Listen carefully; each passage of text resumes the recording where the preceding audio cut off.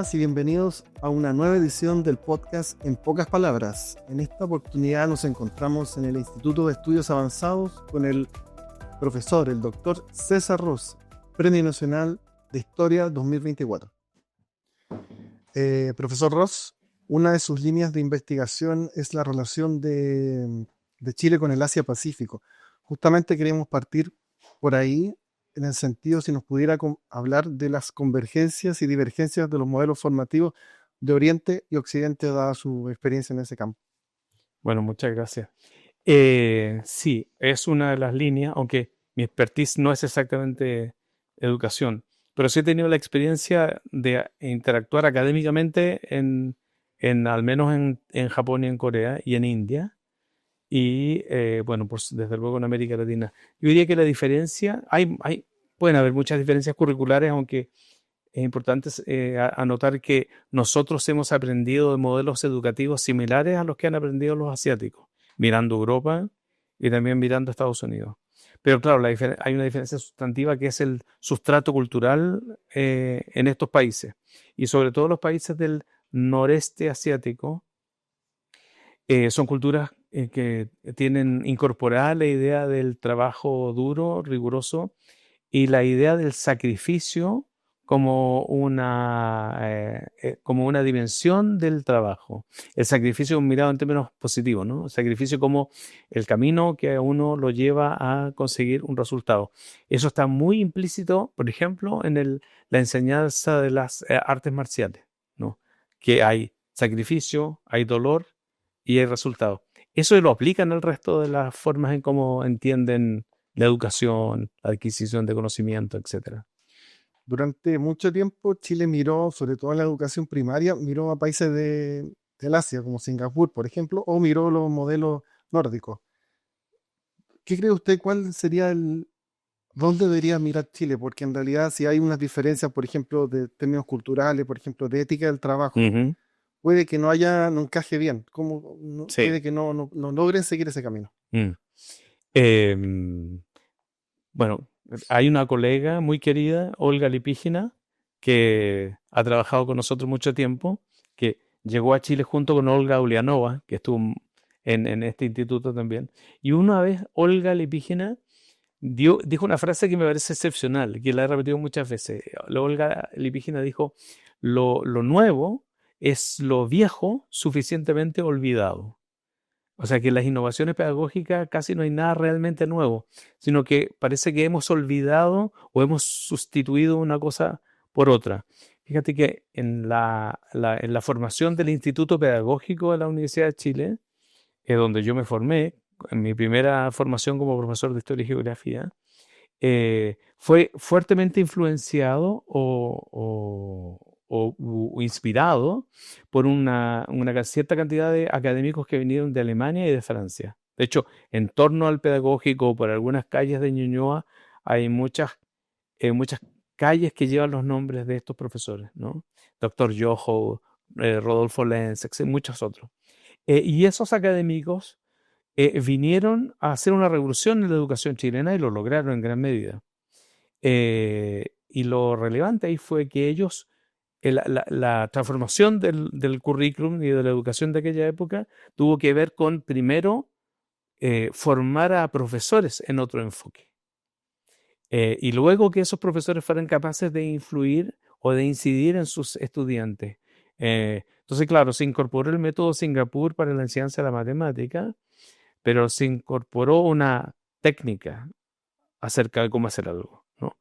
Pero se hizo poco respecto de el enfoque, si me permiten el término, yo sé que no es impreciso, pero no es preciso, pero el enfoque filosófico de la educación, ¿no?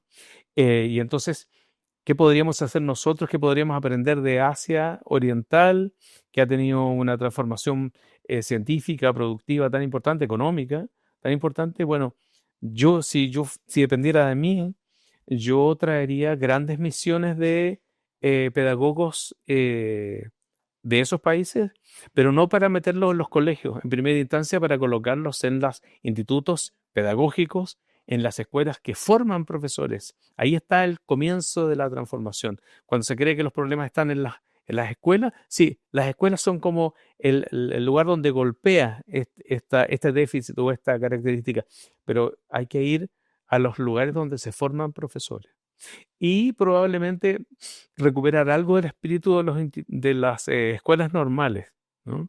Hace años atrás tuve la experiencia de dar unos cursos, hartos años, ya casi 10, dar un par de cursos en unos programas de formación para profesores que eran expertos en la primera parte, en el ciclo básico de la enseñanza básica, y ellos querían participar en el segundo ciclo. Y a mí me entusiasmó la idea, que era lindo ayudar a esos profesores a hacer ese cambio.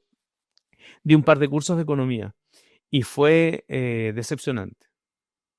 Las profesoras, que eran mujeres, que se habían formado en las escuelas normales, se sentaban en primera fila, tomaban notas espectaculares, tenían letra perfecta, me hacían siempre preguntas y me decían, disculpe que yo no sé nada de esto, pero quiero saber tal cosa.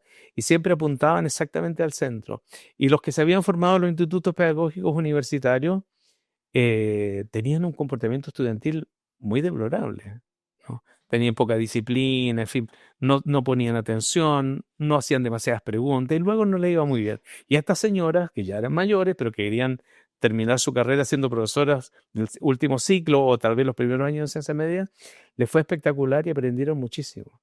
Y fue una gran lección de cómo se debe ser estudiante. Esas profesoras eran excelentes estudiantes y cuando uno recupera la información se da cuenta que los alumnos que entraban a las escuelas normales siempre han elegido entre los 10 mejores de su curso.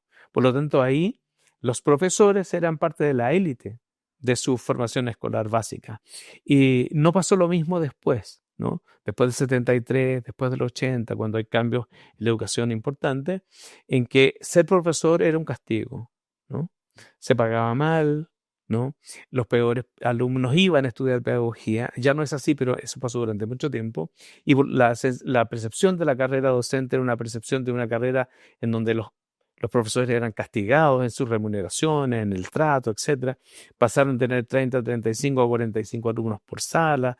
Finalmente tienen que trabajar de día, en la tarde, a veces en el vespertín, luego el día sábado, para poder tener un sueldo que fuera miserable. Entonces, hicimos todos los incentivos perversos para que la calidad de la educación disminuyera. Los jóvenes que estudiaron en ese sistema escolar son los que han estado entrando a las universidades desde la década de los 90 en adelante. Y entonces lo que nosotros observamos es que nuestros estudiantes de pregrado tienen déficit gigantescos. Son personas que tienen dificultades para hablar correctamente, son personas que tienen muchas dificultades para escribir correctamente, son personas que tienen más dificultades aún para aprender un segundo o un tercer idioma. Desde luego, aunque sean del área científica, tienen problemas en su formación matemática, en fin. Entonces es muy difícil tener una universidad de excelencia cuando los estudiantes que vienen no lo son. Ahora, ¿basta con eso? No, eso es parte del diagnóstico. Cuando estos profesores europeos que vinieron a la Universidad de Chile a reformar el Instituto Pedagógico hicieron su tarea, lo que hicieron fue formar profesores para recibir a niños que eran hijos de obreros o de campesinos que tampoco habían ido a la escuela. Era la realidad que vivían los jóvenes en Corea del Sur en los años 50 o en Singapur en los años 70. Sus padres eran personas sin educación. Hicieron una transformación. ¿Dónde estuvo la diferencia? La diferencia estuvo en los docentes de los colegios. Ellos hicieron la diferencia. Ahí está la gran diferencia. Si hay dinero que invertir en la educación, está ahí, sobre todo en los primeros años, que es cuando la gente además forma su autoconcepto. Si yo soy un chico que no tiene unos padres que me puedan ayudar a resolver las tareas de matemáticos, las de historia, etcétera, etcétera, me va a ir mal los primeros años de colegio y voy a crear un autoconcepto de que yo no soy inteligente, no que no sé, no que mis padres no saben, sino que yo no soy inteligente. Y esa confianza básica es esencial para que alguien se convierta en un buen estudiante, que alguien crea que tiene buenas ideas o que puede aprender o que no tiene límite, que no tiene techo, ¿no? Nuestros estudiantes salen de la enseñanza media o básica pensando que no van a lograr lo que logran los otros que tienen mucho dinero. Y no están conscientes de que la educación escolar más cara que hay en Chile está a una gran distancia por debajo de la educación de Singapur, de Hong Kong, de Taiwán, de Japón, de Corea del Sur y del norte de Europa. Nuestra mejor educación en Chile es una educación bastante mediocre aún. O sea, hay mucho que hacer en todo el espectro. A nosotros nos preocupan los más pobres, porque son los que serán llevados por la educación hacia un lugar mejor, ¿verdad? Entonces, según su punto de vista, usted habla de una mediocridad entonces de la enseñanza en Chile. O sea, que se creó los incentivos perversos Ujú. para que nadie tuviese interés ni la convicción de que el esfuerzo le iba a premiar. Una cosa central para cualquier persona, en cualquier lugar, en cualquier cultura, es que tú tienes que asociar el sacrificio con un premio. La gente tiene que asociar como estudio más y obtendré mejores calificaciones. Obtengo mejores calificaciones y conseguiré una beca, consigo una beca y entonces lo que sigue, lo que sigue, lo que sigue. Pero si la percepción es, no importa cuánto me esfuerce, no voy a llegar, entonces la gente abandona el esfuerzo. Hay un ejemplo que Paul Samuelson, un economista estadounidense, Ujú. da respecto del capitalismo en Gran Bretaña del siglo XIX y en Estados Unidos. Él dice, si una persona pobre pasa por fuera de la casa de una persona que es muy rica, en Gran Bretaña, la percepción, decía él, era en el siglo XIX, era, mira lo que tiene ese X, ¿no? Que sabe cómo se lo habrá conseguido. En Estados Unidos, según Samuelson, un enfoque neoliberal era, mira la casa que tiene ese tipo, algún día yo tendré una así, ¿no? No es ni tanto, ni tampoco, ¿no? Pero quiero decir, son dos formas de mirarlo. Eh, Desde el 73 en adelante, sobre todo, porque todos los profesores se les quitaron los bienios, los trienios, etcétera, eh, el incentivo para ser profesor disminuyó. Y la relación entre educarse y obtener un mejor empleo también se redujo. Ujú. No es que haya desaparecido, porque de promedio, estoy en una cifra de fines de los 90, principios de los 2000, una persona con título terciario ganaba en promedio el triple que una persona que no tenía educación superior. Por lo tanto, es evidente que hay un incentivo. Pero la cuestión no es si hay educación superior y si la educación superior permite un empleo mejor. La pregunta es, ¿hasta qué punto esa educación es capaz de hacer una transformación en el sistema completo? La educación que le entregamos a los jóvenes permite o se conecta directamente con el desarrollo. Debería ser sí, pero la respuesta es, ha sido sí, pero insuficientemente, ¿no? Eh, ¿Deberíamos hacer más con eso? Sí. Por ejemplo, ah, en sus mejores años, Corea del Sur gastó del orden del 10, 12 y 13% del Producto Interno Bruto en educación. También pasó eso con Taiwán, también pasó con Singapur. O sea, hay un gran esfuerzo fiscal en eso. Pero cuando uno descompone ese Producto Interno Bruto, ocurre que alrededor del 40 y a veces el 50%, dependiendo del país, era un aporte que hacían las propias familias. Entonces, cuando la gente en América del Sur, América Latina y el Caribe obtiene más dinero, está pensando inmediatamente si va a cambiar un auto, Ujú. si va a tomar vacaciones en otro país, etcétera, etcétera. En el este de Asia, durante 50, 60 años, todos los extras eran para educación. Yo conocí a un taiwanés en Estados Unidos, Jonathan Law era su nombre en inglés, y él me decía, mi familia era de campesinos que no tenían educación, pero ellos sabían que nosotros teníamos que educarnos, los hermanos, y que había que estudiar. Y ellos sabían que había que ahorrar para estudiar y había que aprender más inglés, etcétera, etcétera. Por lo tanto, hay que colocar la idea de la educación y de la transformación como una cuestión central en el modelo de desarrollo. No es una cuestión más, es la cuestión. Cuando no hay recursos naturales, cuando no hay herencia, etcétera, etcétera, la educación es lo único que moviliza a alguien hacia adelante y hacia arriba. Y esa concepción del valor de la educación, ¿por qué cree que en algunos países está tan desvalorizada y en otros países, como menciona usted, está una prioridad? Hay razones variadas que tal vez tienen que ver con un país y otro, pero uno podría observar que hay algunas cuestiones comunes, ¿no? La primera es lo que se llama la paradoja de los recursos naturales, ¿eh? Algo de lo cual se habla en macroeconomía. O sea, un país que tiene petróleo, que tiene cobre, plata, hierro, no sé, litio, puede imaginar que tal vez si ese país produce y exporta, esos recursos los pueden incorporar y pueden subsidiarme entonces la casa, la energía, el agua, etcétera, lo que sea. Entonces, claro, podría asociar un desincentivo. Hay países como Noruega que demostraron que hallando gas y petróleo hicieron un proyecto para el desarrollo del país y no se gastaron esa plata. O sea, no es evidente que recursos naturales sea igual a pobreza, pero en muchos casos esa ecuación ha estado asociada. La segunda cuestión es que la educación es una inversión de mediano a largo plazo. O sea, yo invierto en educación, yo digo, yo jefe de Estado, invierto en educación, yo coalición política, invierto en educación seriamente y vamos a tener resultados en 15 a 20 años. Y por lo tanto, los resultados los va a cosechar alguien de tal vez de una coalición política distinta a la mía. Para la política no hay demasiados incentivos, a menos que haya ocurrido una especie de tragedia, como son las guerras mundiales y otras. Tragedias que no a todas las culturas y países le producen lo mismo aprendizaje, ¿verdad?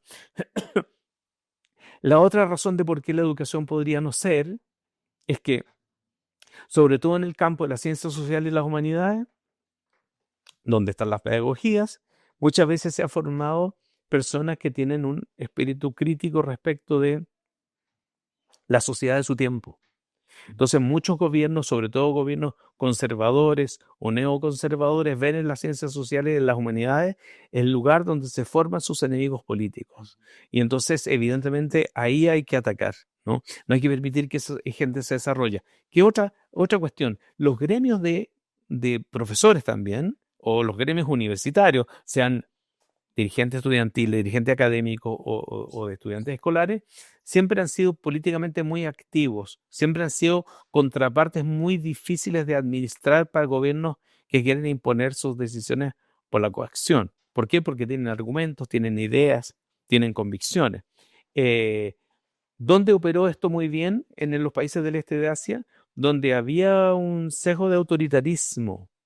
No estoy reivindicando el autoritarismo, pero lo que descubrió el profesor Douglas North y otros en estos patrones de dependencia, en estos modelos de desarrollo, es que era la estabilidad de las reglas del juego en las políticas educacionales lo que produjo buenos resultados. O sea, políticas educacionales estables no significa inmóviles, significa vamos a fortalecer la formación científica. Y no puede ser que el próximo año diga, no, vamos a fortalecer la formación artística. Y a los 2 años más, no, sabe que lo que importa es la salud, así que vamos a fortalecer la enseñanza en los deportes. La variabilidad en la definición de los objetivos, lo único que produce es incertidumbre y que finalmente los académicos digan, bueno, ¿en qué hago el magíster? ¿En arte, en ciencia o en deporte? Estabilidad, ¿no? Y lo otro es que, esto es bien impopular lo que voy a decir, pero lo otro es que cuando un país tiene poquitos recursos y necesidades importantes, tiene que limitar la libertad de decisión. O sea, si, por ejemplo, en el gobierno de la presidenta Bachelet se avanzó a la gratuidad, gran logro, y no se pudo, repito, ok, se avanzó a la gratuidad, pero no se pudo hacer una política de focalización. Entonces, ¿qué es lo que ocurrió? Se le dio gratuidad a todos los alumnos. Entonces, la presión política de la universidad privada logró que el enfoque estuviera en los alumnos, como todos los chilenos tienen derecho, y no en las instituciones que lo hacían bien o en las instituciones que lo hacían peor. Se hizo un voucher para los alumnos. Entonces, se creó la ficción de que eso era igualdad. Pero cuando se asignan fondos con racionalidad neoliberal, que es lo que uno esperaría de los dueños de estas instituciones, es que se dijera, bueno, a la universidad que lo hace mejor le damos más plata, y a lo que lo hace peor le damos menos, y lo que lo hace muy mal no le damos nada, etc. Como no se hizo así, todas las universidades, los alumnos de todas las universidades están afectos a la gratuidad. Como todos están todos afectos a la gratuidad, esos fondos no supieron focalizar en las universidades que lo hacían mejor. Y nosotros tenemos que competir con universidades que lo hacen muy bien, con las universidades que lo hacen regular y con unas que lo hacen muy mal. Competir por esos fondos. Pero también eso desincentivó la competencia entre los alumnos. Si usted quiere estudiar gratis, esfuércese en el colegio para que la universidad sea gratis. Entonces usted va a dar una muy buena prueba de transición a la universidad. No se creó un sistema virtuoso, se creó un sistema que refuerza exactamente lo contrario. La competencia, la educación es competitiva. La educación es discriminatoria en el sentido metodológico. Si alguien tiene rendimiento perfecto, entonces tiene un 7, o un 100, o un 10, dependiendo de la escala del país. Y si alguien tuvo un rendimiento inferior, bueno, tendrá un 70, un 5 o lo que sea.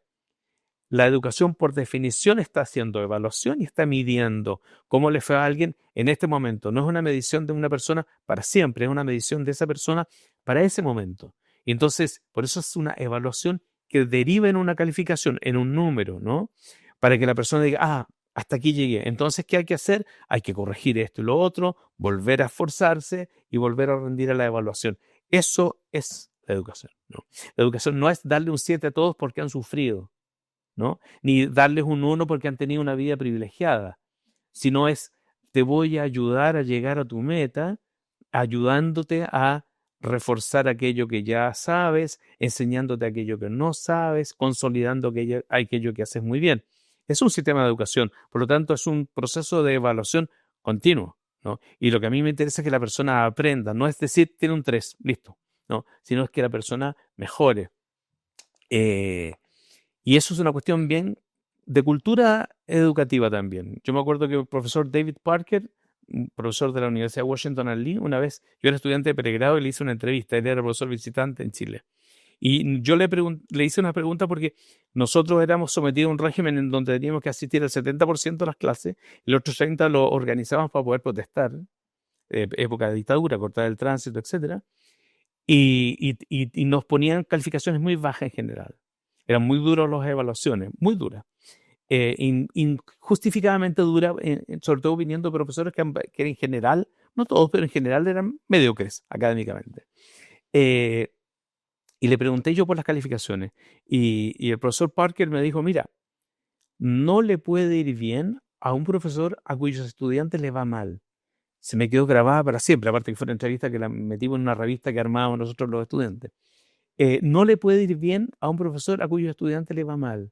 El éxito de un profesor, en cuanto profesor, no en cuanto investigador, en cuanto profesor, es ser capaz de enseñarle al otro, o sea, entusiasmar al otro con aprender, corregir los métodos para enseñarle. Si me meto en una sala de clase, mi negocio es que ellos aprendan. Mi negocio no puede ser que yo me exponga y me exhiba como, miren lo fantástico que soy yo. A todos ustedes les va pésimo, pero a mí, miren lo fantástico que soy. Es exactamente lo contrario. Entonces, hay que hacer muchas cosas en las universidades y en las carreras que forman profesores. Entusiasmar a esos profesores con enseñar bien, invitar a colegas de otros lugares del mundo que también tenían un capital humano pobre en términos de conocimiento y que lograron hacer una transformación y aprender de las técnicas, de los métodos. En Corea, que una de las experiencias que yo tengo en Japón, los profesores son altamente valorados por la sociedad. No es como, es profe nomás. En cambio, este otro es médico, este es ingeniero, este es un profe nomás, ¿no? Los profesores son altamente valorados porque también son personas altamente dedicadas a que a sus alumnos les vaya bien. Y muchos de los alumnos, sobre todo en Corea, que es un país de éxito económico más reciente, los alumnos visualizan a sus profesores como aquellas personas que facilitaron que ellos progresaran en la vida, ellos y sus familias. Por lo tanto, los profesores son centrales en esas sociedades. Pero no basta con decir yo soy profesor y privilégienme. No, usted es profesor y ocúpese de que a sus alumnos les vaya bien, o sea, trabaje, etc. Entonces, ¿qué haría yo? Miraría esos modelos de educación y traería expertos de esas universidades, como se hizo en el siglo XIX, comienzos del XX, para que se quedaran aquí 1, 2 o 3 años y ayudaran a transformar las facultades o las carreras de educación para hacer ese cambio, esa transformación. Quería preguntarle cómo se puede ligar lo que acaba de mencionar con el contexto actual en el mundo donde eh, tenemos olas migratorias, tenemos, digamos, algunos regímenes que dificultan el desarrollo de la educación. ¿Cómo se puede compatibilizar aquello? Sí, bueno, aquí hay primero una convicción desde mi lado de relaciones internacionales. El mundo no depende de los estados hegemónicos. Durante largo tiempo las teorías políticas de los estados hegemónicos nos hicieron creer que todo dependía de ellos, pero la evidencia fuerte y porfiada nos ha demostrado que no es así, ¿no? Vietnam le ganó la guerra a Estados Unidos, como decíamos la otra vez, Afganistán se la ganó a la Unión Soviética, etc. Por lo tanto, un país muy débil y destrozado puede salir adelante, aún más en un contexto de más o menos paz como la que tenemos. nosotros deberíamos mirar a aquellos países que, siendo como nosotros, lograron resolver eso.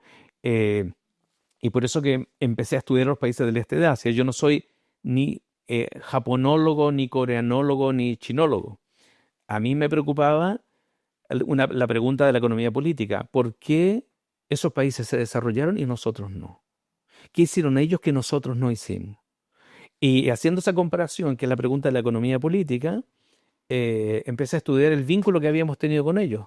Habían venido misiones, alguna vez habíamos hecho lo otro. Bueno, uno de los productos estrellas de la exportación de Chile es el salmón. La producción de salmón en Chile comenzó con misiones japonesas que vinieron a introducir el cultivo del salmón al sur de Chile. Las de los 70 fracasaron y las siguientes tuvieron éxito. Entonces, hemos hecho muchas cosas en interacción con ellos. Una vez le pregunté a un economista japonés por qué no instalaban una planta de Toyota en Chile. Entonces me dijo, porque no tiene sentido económico. Vamos a instalar una planta que produce, no sé, inventemos, no recuerdo la cifra exacta, 300 autos diarios y ustedes consumen 1000 autos al año. Y la interacción vial, portuaria, etcétera, de Chile con el resto de la región no es suficientemente buena como para justificarlo. Es mejor colocarla en Brasil y que ustedes compren los autos a los brasileños. O en otros casos es mejor subir los autos a un barco y llevarlos a que poner una fábrica y tener todas las otras dificultades, ¿no? Pero nosotros hemos aprendido mucho de la interacción con ellos. El mundo no depende ni de Estados Unidos ni de la Unión Soviética. Crecientemente depende de China. Eso sí. Lo que nosotros podemos hacer es aprender de esto, ¿no? Por ejemplo, cuando empezó la guerra en Ucrania, los ucranianos que tienen tanto desarrollo en la área científica dura, informática, ya sabemos, los drones, etcétera, eh, se propuso al Consejo de Rectores que evaluara la posibilidad de crear un fondo de inserción postdoctoral para colegas ucranianos para que vinieran a instalarse a las escuelas de ciencia a las universidades chilenas, para lo cual las universidades tienen que colocar recursos, pero también el ANIT. No se llegó a un acuerdo con eso. Pero mi punto es, hay ciertas coyunturas en donde nosotros, más que aprovecharnos de la tragedia ajena, podemos ayudar a que ellos puedan sobrevivir ese periodo, académicos que no son soldados ni nada, que puedan sobrevivir ese periodo y que luego puedan volver a sus países, pero mientras tanto, hacer una contribución aquí donde estamos nosotros. Si ese escenario de guerra no se produce, bueno, el país tiene que hacer un esfuerzo extra en colocar recursos financieros para desarrollo. Y la inversión más rentable, yo desafío a cualquiera que pruebe lo contrario, la inversión más rentable es la educación. Es la que reproduce más, por más dólares por cada dólar que hemos colocado en la educación. O sea, alguien puede invertir en lo que sea, pero si alguien va a la universidad, tiene una carrera de pregrado, hace una maestría, hace un doctorado, por decir algo, va a obtener muchas veces los recursos que invirtió en cursar esa formación. Por lo tanto, creo que lo que debiéramos hacer es un plan más de carácter nacional. Y yo sé que con el fracaso de la Unión Soviética, mucha gente abrogó, rechazó o levantó la idea de que la planificación era por defecto errada y equivocada, sobre todo los enfoques más neoliberales, ¿verdad? Aunque los neoliberales planifican bastante. Pero yo pongo el ejemplo de Japón. El Ministerio de Ciencia y Tecnología, perdón, de Corea del Sur. El Ministerio de Ciencia y Tecnología de Corea del Sur tiene un último nombre, es Ministerio del Futuro. Así se llama, pueden buscarlo. Y es interesante, no le va bien a ningún país que no sea capaz de mirar el futuro y planificar el futuro y poner sus recursos en una línea de tiempo y decir, bien, ahora vamos a gastar en esto porque luego necesitamos esto otro, etcétera, etcétera. Concebirlo desde el lugar en donde estamos, no pensar en un desarrollo que tal vez no tenga sentido para nosotros. Hoy día que estamos todos hablando con más o menos conocimiento sobre inteligencia artificial, nos damos cuenta que la inversión más grande que debe hacerse es en educación. Ya no, el problema no son los fierros, es qué hacemos con la información para convertirla en un área de desarrollo potencial para nosotros, ¿no? Eh, Sin perjuicio de que no vamos a abandonar los recursos que tenemos. Entonces, yo creo que la clave es que si tuviésemos un plan de desarrollo, Ministerio de Educación, Ministerio de Ciencia, Consejo de Rectores, las universidades privadas, todos los que quieran entrar, las empresas, etcétera, podríamos entender ¿Qué tipo de ingeniero tenemos que formar en la primera región y en la segunda? ¿Qué tipo de ingeniero deberíamos formar en la octava y en la décima? Etcétera. ¿Qué tipo de docentes debiéramos formar? ¿Qué idiomas debieran aprender nuestros estudiantes? ¿Desde cuándo? Etcétera. Eso está total y completamente al alcance de nuestra mano. Pero para tomar ese tipo de decisiones hay que romper huevos, ¿no? Hay que sacar algunos de sus lugares de comodidad y hay que obligar a otros a hacer otra cosa y por lo tanto las mejores decisiones desde el punto de vista de la planificación, como lo hicieron los coreanos, como lo hizo eh, Deng Xiaoping, que yo lo conté cuando dije que Deng Xiaoping el año 80 había aumentado la matrícula universitaria, etcétera. Son decisiones fuertes que hay que discutirla muy bien, pero son decisiones que si uno puede apelar a otros ejemplos que han tenido éxito con ellas, hay que someterla a debate, pero no tanto debate. No hay que probar o convencer a todo el mundo que la Tierra es redonda o más o menos redonda, que la fuerza de gravedad existe, etcétera, ¿no? Y ahí hay ejemplos. Y esos países no tenían una cantidad gigantesca de recursos financieros para hacer sus proyectos educativos. Tenían tan poca plata como podría tener cualquier país de América Latina que la mal usó durante las décadas anteriores, ¿no? Bueno, partimos de lo más grande a lo más pequeño ahora. Quería preguntarle cómo lo hace la Universidad de Santiago para subirse a este tren, porque usted mencionó en una charla que el mundo avanzaba con o sin nosotros. ¿Cómo lo hace Así la es, universidad para subirse a ese tren y no quedarse así abajo? es. Eh, bueno, esa idea, esa frase no es original. Y por eso puedo decir que me parece que es una gran idea. El mundo ocurre con o sin nosotros, ¿no? Bueno, la Universidad de Santiago tiene una base para incorporarse a ese cambio y es bastante sólida. La nuestra es una universidad de ciencias, de ingeniería, pero también de ciencias sociales y de humanidades, ¿no? Y hago la distinción porque todavía a esta altura hay personas que piensan que las ciencias sociales son lo mismo que las humanidades, que es como que yo dijera que la biología es lo mismo que la química o que la física es lo mismo que la matemática. Sí, desde lejos parece que están cerca, pero obviamente que no son lo mismo.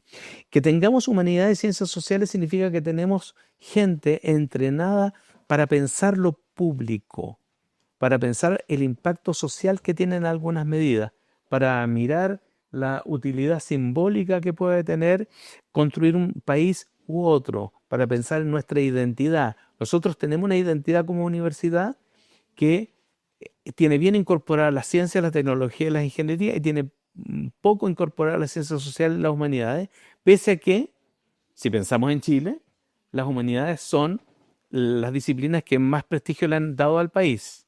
Tenemos 2 premios Nobel, no son ni en economía, ni en ingeniería, ni en ciencia, lamentablemente, ya quisiera yo que tuviéramos en muchas áreas. Son en literatura y en poesía, probablemente una de las áreas más, diríamos, abstractas y etéreas, por así decirlo, de la literatura. Por lo tanto, la universidad tiene la base. Lo que necesitamos como universidad, así como lo hemos tenido en ciertos momentos en nuestro pasado, es que lo que necesitamos es converger en un acuerdo. Necesitamos un acuerdo, necesitamos conversar entre nosotros para volver a pensar en algo más que la continuidad, más que la administración de la continuidad. Necesitamos tener un proyecto que sea ambicioso y que ya no mire solo la comuna, la región, el país, ni el continente, que mire el mundo. Nosotros podemos traer misiones de gente de China, de Singapur, de Hong Kong, de Taiwán a nuestra universidad. Esos países tienen fondos financieros para ese tipo de cosas, tienen proyectos para eso. Somos nosotros los que nos hemos ido a golpear la puerta. Yo, años atrás, y con esto voy cerrando, fui, bueno, todavía, asesor del Comité Empresarial Chile-Japón de SOFOFA. Ahora estoy en el de Corea también y probablemente en el de China. Ellos incorporan académicos. Los empresarios incorporan académicos, escuchan más de lo que nosotros pensamos. Claro, porque tienen mucho que perder si no aciertan, ¿verdad? Bueno, y una vez se contrató en ese comité en una consultoría de una empresa que se llama Mitsubishi Research, que es una consultora de la gigantesca Mitsubishi. Y le preguntamos por qué los japoneses no invierten en Chile. En la misma época que se preguntaba por la Toyota, etcétera. Y nos dijeron algo brutal. Nos dijeron, bueno, porque ustedes no nos han dicho dónde quieren que invirtamos. O sea, no me pueden seguir ofreciendo el Chile como un ecosistema confiable donde las leyes se cumplen. Ya, pero hábleme de proyectos. Esa represa, esa central hidroeléctrica, esa faena minera, ese sistema de agua potable, tales líneas de metro para Concepción, para Iquique. O sea, hábleme de proyectos concretos y entonces nosotros podemos pensar en invertir. Entonces creo que una parte muy sustantiva tiene que ver con nosotros. Nosotros no hemos hecho nuestra tarea y podemos hacerla. En el pasado nuestros bisabuelos y tatarabuelos la hicieron. Y en el siglo XIX recibimos a gente como Claudio Gay, como Jean-Gustave Courcelles-Senil, como Rodolfo Lenz, etcétera. O sea, sí hemos recibido, pero lo que creo que ahora necesitamos es, en vez de pensar en Europa, que era el gran mundo, pensar en el este de Asia, en aquellos países que eran muy pobres hace 40, 50 años, que hoy día les va muy bien, y aprender de sus lecciones en transformación educacional, escolar, científica, etcétera. ¿Vamos a copiar todo ello? Por supuesto que no. Es, nosotros tenemos nuestra propia identidad, pero es más o menos trivial que hay que aprender de la gente que ya lo hizo bien con pocos recursos como estábamos nosotros. Y ellos tenían mucho menos que nosotros. Entonces, yo creo que la universidad puede mirarse a sí mismo y tener un gran plan. Ojalá que hubiese un plan de todas las universidades chilenas, ¿verdad? Cuando uno piensa en el litio, dice, ¿por qué el litio, las universidades grandes no se repartieron los países y Alemania, Japón, Corea, China, los que tienen desarrollo de electromovilidad, ¿por qué no nos aliamos con ellos? Las escuelas de ingeniería, los gobiernos, la Corfa, etcétera, etcétera. Si Chile no tiene escala para levantar eso por su cuenta. Les pongo un solo ejemplo. Si ustedes reúnen todos los recursos financieros que hay en el sistema chileno, tenemos recursos para hacer un negocio de escala global. Uno. No hay ni una otra opción que no sea cooperar y converger. Si no lo podemos hacer con nuestros países vecinos, lo haremos con los otros. Chile tiene una reputación internacional, tenemos una red de tratados de libre comercio, muchos de los cuales tienen un capítulo de cooperación, el que nosotros usualmente no ocupamos. Entonces, están los recursos, están las personas, está la universidad, están las relaciones, están estos países. Nosotros tenemos que decir, este es nuestro plan y vamos a buscar esa ayuda. Y para lo cual, las instituciones no solamente tienen que decir, bueno, entonces, ¿qué me va a dar el dinero? No, el dinero lo tiene que poner la propia institución. ¿No? O sea, las instituciones que van a verse beneficiadas tienen que hacer algo más, partiendo del capital humano avanzado que ya tienen las universidades y las posibilidades de cooperación con otras. Vino la pandemia y empezamos la discusión, me tocó ser vicerrector en esa época, de que Chile ya no producía vacunas. No producía vacunas. A mí se me ocurrió decir, bueno, pero tenemos un acuerdo firmado con la Agencia de Cooperación Internacional de Japón, que a mí me había tocado liderar, la suscripción del acuerdo, no la agencia. Y yo dije, bueno, pero hablemos con la gente de JICA y hagamos un proyecto y creemos un laboratorio para producir vacunas en Chile, otra vez. Finalmente no prosperó, no porque es más fácil decir que hacer, obviamente. Yo ofrecía mi tarea diplomática, una parte del sustrato ya estaba hecho, pero quiero decir, para tener grandes logros también hay que ser un poco atrevidos. Hay que tener el atrevimiento de ir y hacer. Ir, subirse al avión, ir a China, hacer la reunión, ir a Japón, ir y hacer. Eso se puede hacer, no se improvisa nada, pero sí se puede hacer. Cuando se trata de proyecto país o de proyecto institucional, no debiéramos carecer de coraje, porque lo que hay por obtener es muy importante. Puede cambiarle la vida a miles de personas. Tenemos 25.000 alumnos en la universidad. ¿Cómo no nos va a interesar que a ellos les vaya bien? A sus hijos, a sus padres, a sus vecinos. Nuestros estudiantes, muchos de ellos son primera o segunda generación de educación superior. Ellos son un ejemplo para su familia, para su barrio, para su entorno. Claro que hay que hacer todo el esfuerzo que sea necesario para que eso ocurra y eso también le va a traer unos beneficios enormes a la universidad. Por supuesto, hay que hablar inglés, hay que ser organizado, hay que llegar con anticipación, en fin, hay que hacer muchas de esas cosas. Por eso que no todos van a partir y no todos van a comenzar en el mismo lugar. Pero eso debiera, para mi juicio, debiera ser prioritario. Yo no seguiría mirando a Estados Unidos y Europa como prioridad. Miraría el este de Asia como prioridad. Ellos están más lejos geográficamente, pero más cerca en términos de la convergencia, están disponibles y ahí hay recursos para hacer proyectos también. Hay que hacer contraparte, sí, ¿eh? Chile no es un país muy pobre, a pesar de todo lo que se diga. Desde que superamos los $3.000 de ingreso per cápita, que yo no calificamos como para cooperación no reembolsable. Nosotros tenemos que poner una parte, pero esa parte bien vale la pena, ¿no? Hay que hacer un plan. Y se empezará por algunas partes y por otras no. Algunas serán más fáciles, otras más difíciles. Algunos colegas nunca se van a subir ese carro y otros a lo mejor ya están arriba del carro y es cosa de entusiasmarlo un poquito más. Pero es una causa nacional y que no solo la vivimos desde la universidad, pero es una causa nacional. Es o subimos ahí o no nos vamos a subir a ninguna. Porque a veces parece que la apuesta es no hagamos nada y sigamos haciendo lo que ya hacíamos. Las transformaciones que ha vivido el mundo en los últimos 20 años nos dicen que esa opción no existe. Simplemente. Esa opción no existe. En 20 o 30 años más el mundo va a ser radicalmente diferente y algunos van a casi desaparecer del mapa. No porque mueran, sino por intrascendencia. Por intrascendencia. Profesor, este año la USACH cumple 176 años.